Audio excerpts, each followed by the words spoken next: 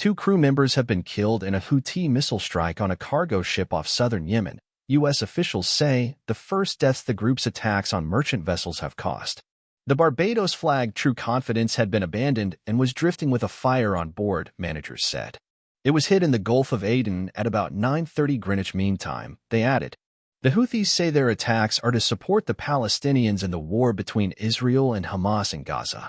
In a statement, the Iran-backed group said the True Confidence's crew had ignored warnings from Houthi naval forces. The British embassy in Yemen said the sailors' deaths were the sad but inevitable consequence of the Houthis recklessly firing missiles at international shipping and insisted the attacks had to stop. 6 crew members were also injured, a U.S. official told the BBC's U.S. partner CBS. The attack happened about 50 nautical miles, 93 kilometers, southwest of the Yemeni city of Aden, a spokesman for the ship's owners and managers said in a statement. The True Confidence had been hailed over VHF radio by a group calling itself the Yemeni Navy and told to change course, according to the United Kingdom Maritime Trade Operations UKMTO agency. Nearby vessels then reported a loud bang and a large plume of smoke.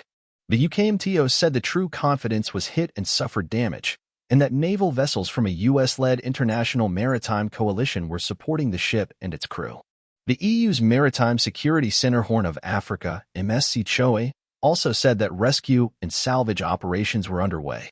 The ship manager's spokesman said he had no information about the condition of the ship's crew of 20 sailors and 3 armed guards. The Houthis claimed in their statement that the True Confidence was an American ship, but the spokesman said the vessel had no current connection with any U.S. entity. The True Confidence is owned by True Confidence Shipping S.A., which is registered to an address in Liberia and operated by 3rd January Maritime Ltd. In Greece, he said. However, it had previously been owned by U.S.-based Oaktree Capital Management, AP reported. Oaktree declined to comment to AP. It had a crew of 20, comprising 1 Indian, 4 Vietnamese and 15 Filipino nationals. 3 armed guards, 2 from Sri Lanka and 1 from Nepal, were also on board. The bulk carrier had been sailing to Jeddah in Saudi Arabia from Lianyungang in China, tracking data showed, and was carrying a cargo of steel products and trucks, the spokesman said. The latest attack follows several exchanges of fire between Houthis and warships from the U.S.-led coalition.